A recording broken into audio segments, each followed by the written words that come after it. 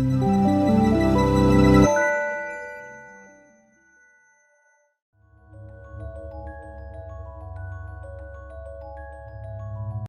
everyone, I'm Robert. Welcome back to our Data Management 1 module. In this video, we will be talking about the range function from the dplyr package. The range function allows us to reorder the rows in our dataset. Let's start by loading in our packages, clearing the global environment, and loading in the Houston flights dataset. Let's now take a look at the basic syntax of the range function. We'll first pass in the name of the data frame, and then we'll pass in a variable or multiple variables that we want to sort the dataset by. Please note that if we pass in multiple variables, the order that we pass these variables does matter. The range function will rearrange the rows based on the variables from left to right. And also, when the range function rearranges the rows, it not only rearranges the columns that we pass into the function, it will rearrange all the columns in the same row. By default, the range function rearranges the rows using the ascending order of the variables. Let's now look at some examples. In the first example, we want to sort the dataset using the ascending order of departure delay. So we'll first pass the dataset name DAT, and then we'll pass in the variable name DEP delay. When we run this, we'll get A1, and in our A1, as we can see here, the departure delay is sorted in ascending order. In comparison, in our DAT dataset, the original dataset, departure delay doesn't follow any specific order. And please note that when a row is moved to the first row because it has the lowest departure delay, all the other columns in the same row will be moved to the first row as well. You might wonder, what if we want to sort the dataset using the descending order of departure delay? It's actually pretty simple. We can use the descending function DESC. We'll pass the variable name departure delay into the function, and then we'll pass this whole function into the range function. So when we run this, we get A2.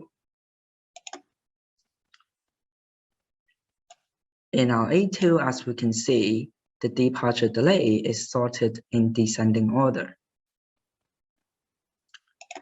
There is another way to sort the dataset using the descending order of the variable.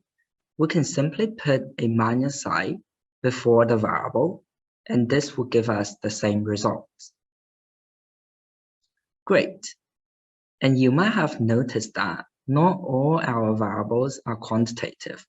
We have a lot of categorical variables. For example, the unique carrier variable is a very good case. When we apply the unique function to this variable, we can see that it takes 15 distinct values, and all of these values are qualitative, and each of them represents a different airline.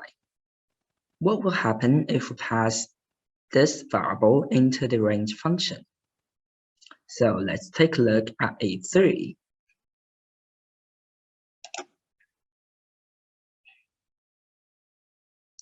In A3, we can see that all the variables with the same unique carrier are grouped together, and the unique carrier variable is grouped using the alphabetical order, starting with the ones that start with A.